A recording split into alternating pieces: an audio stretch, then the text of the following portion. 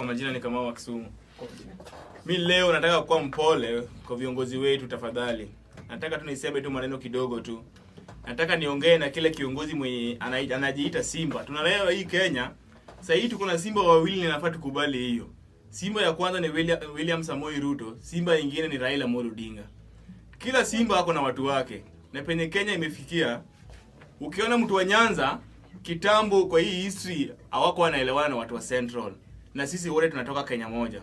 Sasa hizi mtu wa Rift Valley hayataki kuelewana na mtu wa Nyanza juu ya politics. Na hizi vitu zote ukiona ni politics ambayo anazileta. Sasa mimi nataka kusema hivi.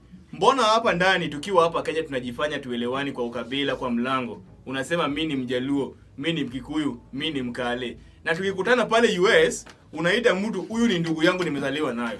Sasa mbona ukabila tukikuja hapa kwa nchi yetu tunataka kuleta ukabila juu ya politics? Sasa mimi nasema, nimeona pale Simba wa UDA ambaye ni William Samoei Ruto anasema mimi saa hizi niko na umbo zangu naweza kutumua umbo zangu na umbo wanabweka ukweli. Mimi nakwambia penye imefikia sasa William Samoei Ruto, ukishajua wewe ni kiongozi ambaye wewe unajua wewe ni kiongozi, tafadhali ita watu wenu, kaa kwa meeting na watu wako.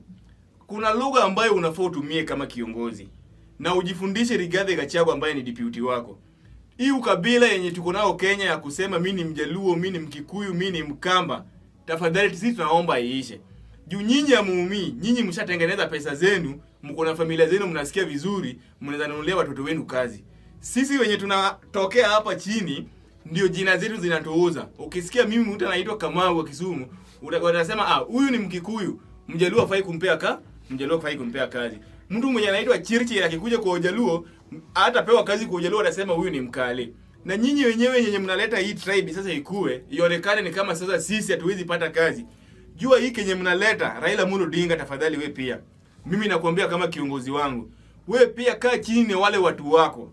Wewe ni Simba kwa Azimio. Tunataka ukae chini na watu wako kama hao viongozi wote. Kaa nao chini muongee, muelewane na mpatane sasa na William Samoei Ruto, Simba wawili wapatane. Mzungumze. Hii tabia yenye sasa mimi nikitoka hapa niende pale Central, niambiwe huwezi pewa kazi juu wewe ni Mjaluo, wewe ni Mkikuyu, wewe ni Mkamba. Tunaomba hiyo kazi iishe.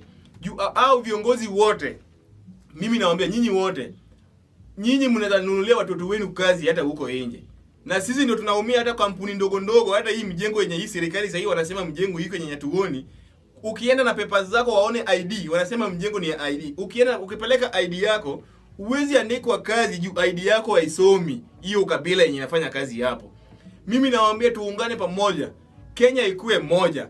Hii kitu ya kusema sasa mimi ni mtu wa Raila siwezi ongelea huko, mimi naomba iishe penye sasa Kenya imefikia. Juu hii uchumi ni ngumu kwa kila mtu. Hakuna uchumi yenye ni ngumu kwa UDA ama Azimio. Tuungane sisi wote pamoja. Ndio Kenya ikuwe moja, tukipatana hata huko Uganda, huko wapi tuseme huyu ni ndugu yangu ambaye nimezaliwa nayo. Hiyo ndio message nilikuwa nataka kupasia wao viongozi wetu wote.